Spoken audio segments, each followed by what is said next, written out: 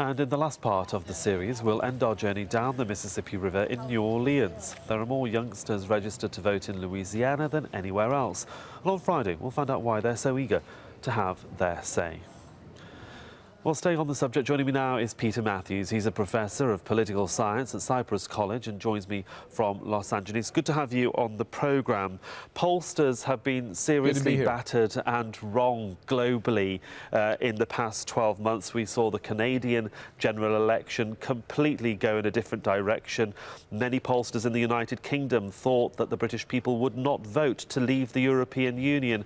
So how seriously can we take the role of pollsters and the way that they are perhaps guessing who might win the general election in the United States?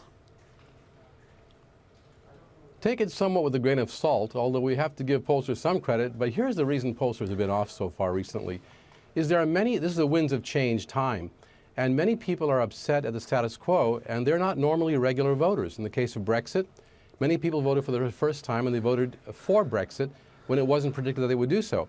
The same thing in the United States. Many voters that Trump is bringing in are new voters who don't get factored in the polls.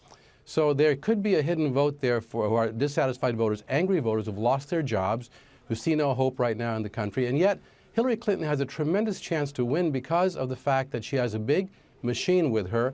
The ground game with the Democrats is superb. They have lots more money than Trump to pay people to go to the polls, to go door to door, to get people to the polls. They can have paid volunteers to do that. Part of the Democratic machinery. They have President Obama, President Clinton. They have Elizabeth Warren and Bernie Sanders campaigning for her all over the country. And Donald Trump is basically himself and his vice presidential running mate and a few other people and lots of volunteers. So it's very unpredictable what would happen if Trump turns out voters that don't normally vote. And a lot of them are actually Democrats who've lost jobs to outsourcing. So Hillary has to hold on to those people and look at the swing states. The swing states polling numbers have narrowed recently. In Florida, Hillary is winning by about 2%. In Pennsylvania, a very, very important state for Hillary, she's winning by 3%, but she was up by 12% just a couple of weeks ago. In Michigan, it's down to a 4% margin of victory for Hillary, actually more than 3% right now, after an 8% lead for a long time. Peter, sorry to interrupt. Let me just come in there, Peter, because there's lots of things that you've hit on. Yes. And the thing is that, you talk about these polls and, up and down as they have been across the states.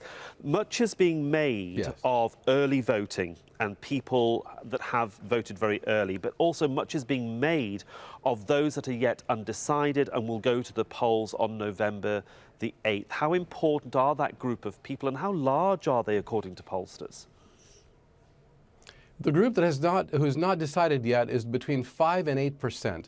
And that is significant because it only takes a few of them in one state or two states, such as Pennsylvania or Florida, to switch sides, and then the other side wins the electoral votes, which are huge numbers in those two large states. So that number of undecided voters is very late in the game now, and they still haven't decided yet. But they will go in there and vote, and some of them may be voters who secretly favor one candidate, but don't say that to the pollsters. That's where the unpredictability comes. They're a very important group, actually. And both sides are trying to win them over by going all over the place right now in those states. Indeed, and very few days left. They say a week is a long time in politics. I think 4 days certainly will. For the moment, Peter Mathews, thank you. Thank you so much.